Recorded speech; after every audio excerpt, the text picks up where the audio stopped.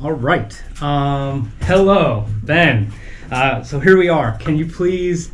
I always have to start this way, just so everyone feels good. Who are you? Where are we? And what are we doing?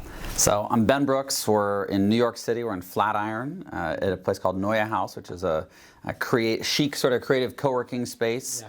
And we're having a conversation and getting to know each other and sharing about me and my life, I guess. 100%, absolutely. Yeah. So we got connected through Cher, and she saw that I interview C-suite executives, entrepreneurs, which you're both. And I do that just because I'm fascinated, because I think people like to know the people behind the company, a little bit about them, who are doing the work, who are making the decisions, and I think it just makes an emotional connection. So that's why I did this, and I also get some learning out of it. I mean, I'm certain I'm going to learn, something throughout the course of this interview. So the first thing I would like to do is kind of start. So you have actually tell me about the company, and then we'll rewind, and I'll go from there. Great. So I was a former senior vice president of HR, and I quit my job and wound up being an executive and business coach, coaching people one-on-one, people growing companies just like you and others, and quickly realized that sort of everyone probably needs a coach, but coaching is out of reach for a lot of people. It's expensive. Fewer than about 2% of people ever get coaching in their career or executive coaching. So I put my life savings into founding a software company that's democratizing coaching, so everyone at work can feel powerful and own their careers and shape their experience at work. So the company I have is called Pilot, and it's an employee coaching software that companies, employers provide to their employees. Did you have a software background? It seems like you were a very people person and everything like that, but was there a software background? I've been sort of software curious and tech curious, and my last job actually in HR was actually building a lot of software. I wasn't an engineer, but I was deploying kind of an industry-leading internal social media network, and we were partnering with startups and doing kind of custom application, within our company. Won a lot of awards, and really kind of had me all of a sudden being a nobody in HR to a somebody. And at conferences, Cher, who we met, I was giving a keynote on a stage, and I'm on cover of HR Executive Magazine and these other things, and for a field that I didn't study in and didn't have much experience in, but that's where software came. And I started my career at Lockheed Martin, which writes more code than Microsoft. It's a big, giant software company, and so I learned a lot about software and being in the environment of and how products are designed and built from a software perspective. And so I've been around a lot of technology, but I've never been the owner of a company. I've never really worked at a company that's called like True Tech. Lockheed was more defense and aerospace and engineering versus pure software or tech. So why is it called Pilot? Well, we had 478 names, I believe. Wait, like that was your short list? That was the long list, and the short list came down to about 20. And it was interesting that I really wanted something that evoked. It was something different. I didn't want career mix or something like some lame. A lot of things in HR sort of are branded and designed in a really lame, ugly, bland way that makes them less enticing to employees. And I've given a talk once about how to make HR sexy, and it's kind of taking my marketing background and degree and things and bringing that and thinking about it like a consumer product that you would want to like zhuzh up, right? And so we had all these different names, and we had about 20 that we had down selected, and it was really interesting. I'm so glad we asked for some opinions on this. And a number of the names we had, in particular around the lines of gender, women really were like, we had certain names, and they were like, that just reminds me of like assault or like rape or dominance or this. And I'm like, whoa, this is not what we're trying to be doing. And it's interesting now, our product is revered by women, so I'm so glad that not only in the name, but also talk about kind of the color. Green is our primary color, which is actually very symbolic as well. But Pilot, I'm an aviation nerd. Nice. So if I'm like, my Instagram, about a third of it is aviation, and there's French bulldogs, and then there's like some hotties, and a mix of things and some travel. Yeah. And I actually thought I was going to work in the airline industry. I designed spy planes with our Lockheed Martin out of college. I was an aviation consultant in management consulting and helping airlines be on time and maintain more effectively and things. And I got model airplanes at home. I'm like a nerd. And you probably know more than me, and I flew. Yeah, I'm certain you do. Like I don't at least don't get me in a cockpit, but at least I know. Yeah. So wait, you don't fly? No, I mean I prefer being the passenger. Like I like but at some point I would like to. At some point, I mean when Pilot gets big enough, we'll have a company plane, right? And then I'm sure our risk managers by then will probably be like, what? But hopefully I'll still be the boss by then. But I love aviation. And why? Like where did it come from? It represents to me like endless possibility. The fact that there's very few points on Earth you can't get between in one flight now. One of the last great routes is Sydney to New York and Sydney to London. And they're working on, by 2022, having a flight that'll be nonstop. Wow. And I just love that you can be in a different part of the world, and we can fly over the ice caps and all sorts of other things, and it's just, and how dynamic and how you can change, and people can have lunch in one place and dinner in another, and so for me it's so dynamic and interesting, and I just remember, I grew up in Colorado, and Colorado is near nothing, right? Like the nearest cities are like Dallas and Phoenix and LA, and Salt Lake is a third of the size of Denver, and then it's like Minneapolis and Chicago. So it's like a 1,000-mile radius of beautiful land, but not much for cities, right? And so anytime I wanted to go anywhere, a plane transport, we didn't have trains. And driving was a day, So aviation always unlocked some new possibility and some sort of difference, and I just loved it. And then I never really read for pleasure, and I'm now learning, and I mentor a high school kid, that it's so important that kids read things that they're interested in. Yeah. And I didn't really read anything I was interested in until I was probably 16 or 17 for the most part, besides like maybe a couple magazines. And when I started reading about aviation, I couldn't put it down. I was just so fired up about it. Yeah. And so when we got to Pilot, I was like, if I can't run an airline, at least name my coaching software Pilot, I think And perfect. our tagline is command your career. Love it. And you think about in an aircraft, as you know, being in command is taking complete and full responsibility. Weather, enemy, mechanical, passengers, whatever, you name it, you got to figure it out. And if you look at your career and managed it how a aircraft pilot or captain manages command of a flight deck, that's a pretty good analogy of like total responsibility. Absolutely. So that's what was really exciting about it. And pilot also denotes sort of the idea of an experiment, trying something, going on a journey, a sense of adventure, needing to plan. We talked about to kind of guide and propel. You can't be all engine and no rudder, right? You've got to kind of have both. And then on the color side, it's interesting. Most B2B companies and tech companies in general, blue is the primary color. Yep. But it's extremely male associative color. It's a baby boy blue room, right? We think extremely strong. Never given that thought. And blue's a great color. I love blue. I'm wearing blue today, right? My favorite color. But green is actually my favorite color. And the human eye can see more shades of green than any other color. So night vision, if you've ever used it, is usually in green because there's more depth based on the color, right? So for me, it represents diversity in that regard of all that different. And when we worked on it, it was distinct. Green is positive, like it's green status, it's a green light.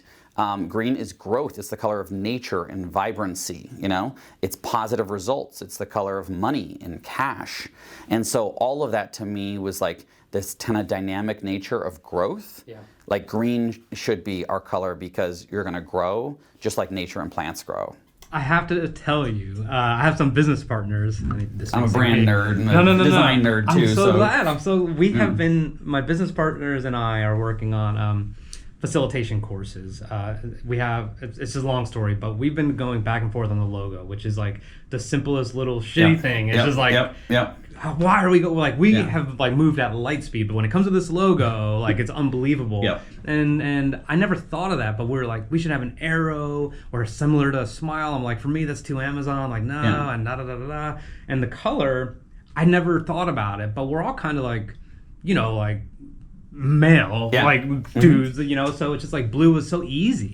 But I never thought of that aspect. Like none of us ever questioned the blue.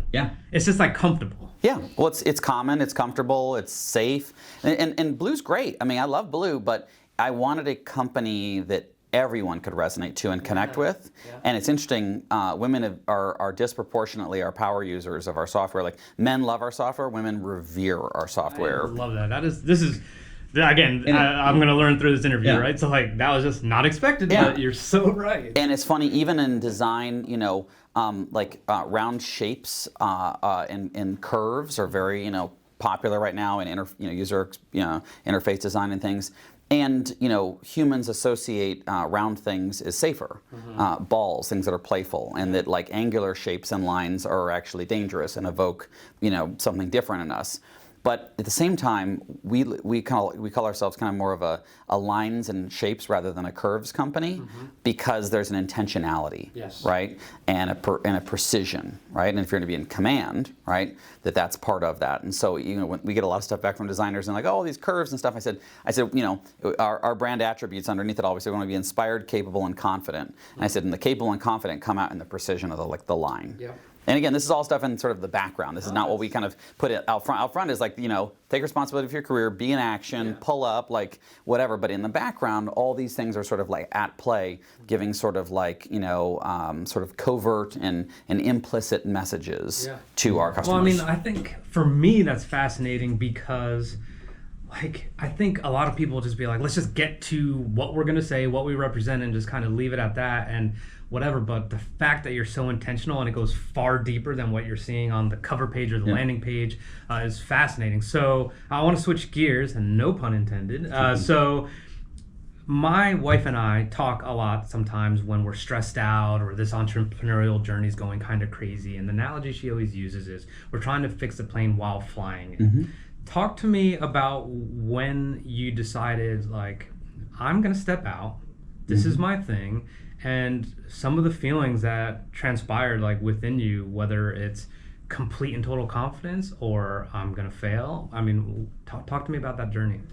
So I never wanted to be an entrepreneur, nor did I ever plan to be an entrepreneur. So everyone's like, oh, well, tell me about your story when you decided to take the leap to be an entrepreneur and quit your job. And I'm like, well, those are actually different. They're not a collapsed moment. It wasn't like had job, quit, became an entrepreneur. It was had job, quit, got my bonus, took some time off, sort of discovered more about myself, like breathed a little bit from working like a dog for a long period of time, and then sort of stumbled into entrepreneurship. And it started in phases. So phase one was a coaching business, and I which I was extremely fearful about doing coaching because I was like, no one's going to hire me. I'm going to run out of money. I'm going to have to leave New York. And within a year and a half, I had a sold out practice. And which was to my surprise. Don't you find that ironic that you were worried about coaching when a coach is supposed to just like lead the way? Yeah. I mean, it was interesting. It kind of like really tapped into my insecurities and scarcity and fears and all these things. And yet, it just showed up, right? To the point where I'm turning people away a year and a half later. And it started with, really low capital investment. I'm sort of a revenue first entrepreneur. So much of what I sort of despise in the press and the business press and tech press is it's entrepreneur porn around vanity metrics, fundraising, press, user acquisition, certain partnerships, which don't necessarily mean anything, right? And ultimately, the mark of a successful business is profit, right? That you manage it successfully, and that has a lot of implications, right? And it's not about necessarily making money, but it's saying like the health of the business. And rather than spending, it was funny. Everyone just talked to me about expenses, people and offices and websites and brands and this and all that stuff. And with coaching, I said like, I spent $88 on business cards from moo.com. And the logo conundrum and the colors conundrum and all that stuff on my coaching business, I just used their template. Didn't even have a logo. I just used their generic template, and this is a number of years ago, 6 years ago, so it wasn't even as good as they have now. So they looked like very fine. Yeah. And they're just like, fine. Better probably than Vistaprint, but not much, Yeah. And $88, and everyone's like, well, what about your website? And I'm like, website sounds like a lot of work. And websites were not as easy to make as they are now. They didn't have the out-of-the-box Squarespace, Wix sort of things, right? And I just was like, I'm just going to go get customers, right? And customers, on referral and introduction and stuff like that. And I made over $100,000 on those $88 in business cards and a couple lunches, right? And then I only later, I think it was, I don't know how long it had been, a year and a half probably I'd been in business before I actually made a website, right? Yeah.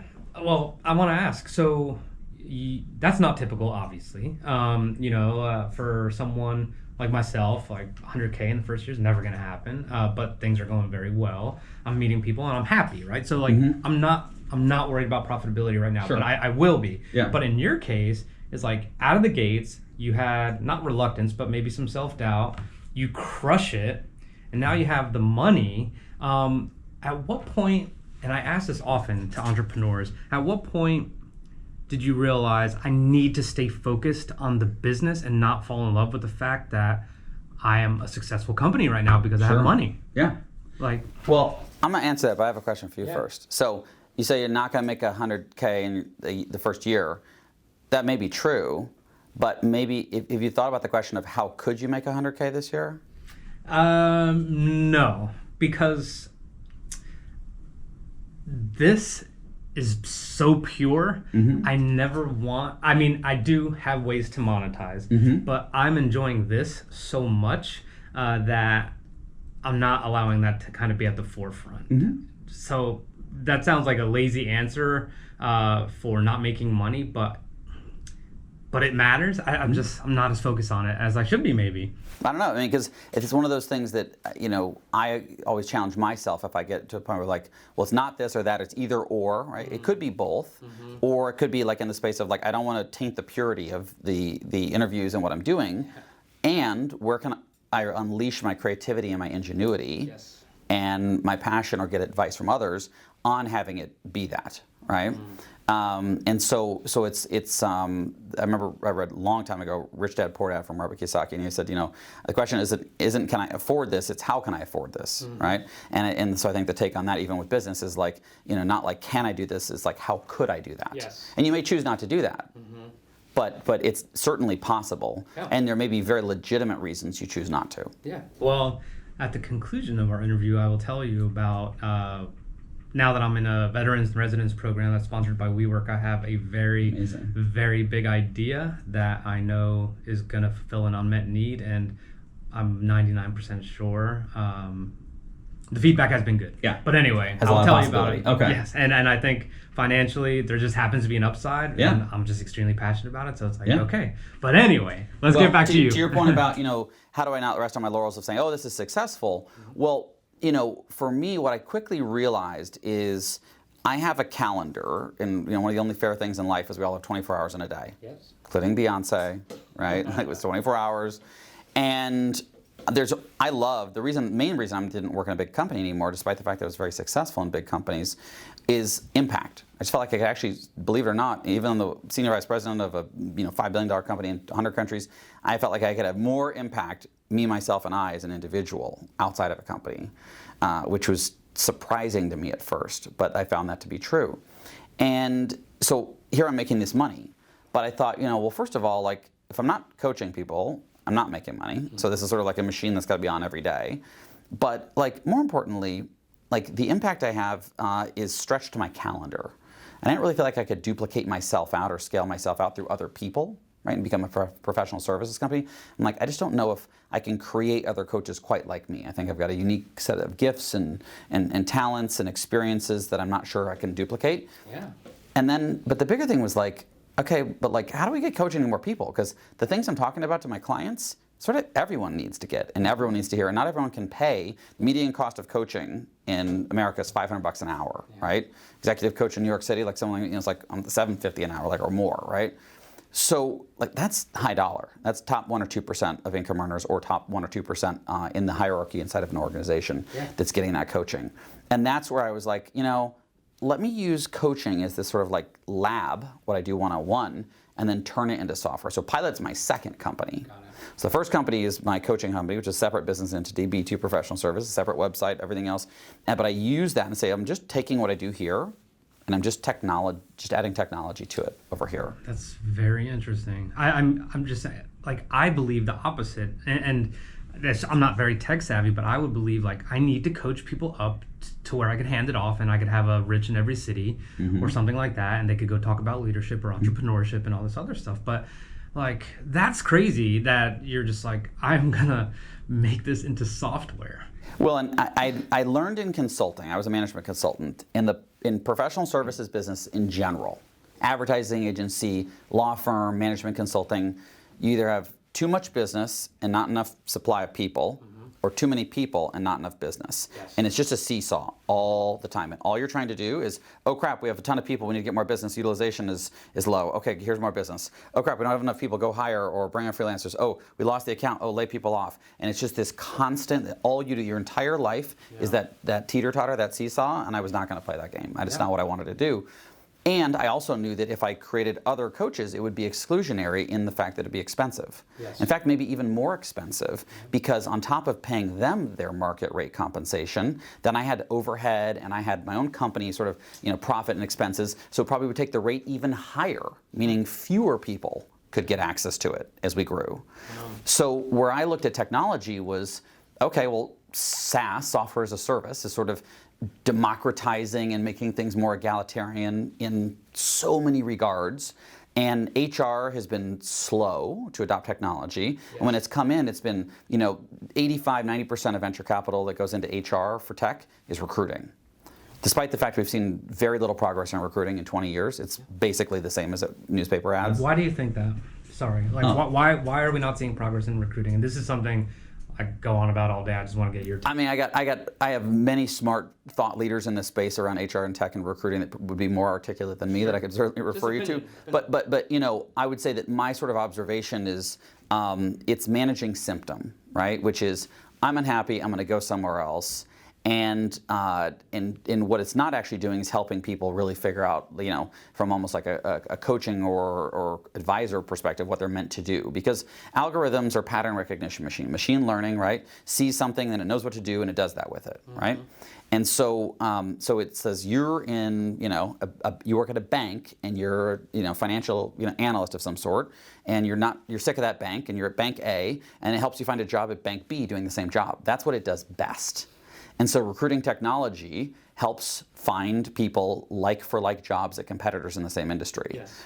And many people are in the wrong jobs in the wrong industries, and there's no way for them to understand what they actually do need to do, or they're the wrong people when they show up, right? So the look-alike is basically recruiting and dating are the same. In terms of technology and how they monetize themselves. Yes. So I call it the recruiting industrial complex, which is a massive behemoth, which, by the way, there's an incentive for turnover, because every time someone turns over, recruiting machine makes money.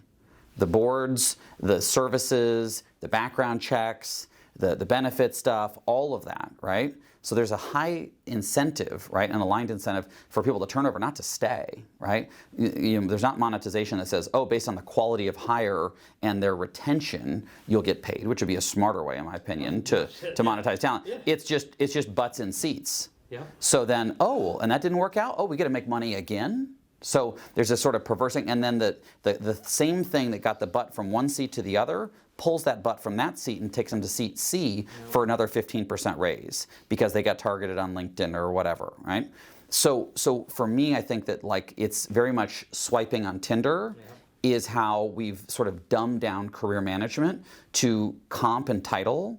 And everyone is just like, next, who's the next person, who's the next person, who's the next person? And then we have high turnover, and no one really takes stock of well, what do I actually want, or what do I actually need, besides a title bump or a pay bump, right? And I realize pay, when you're at a low level of comp, it is big, super important, right?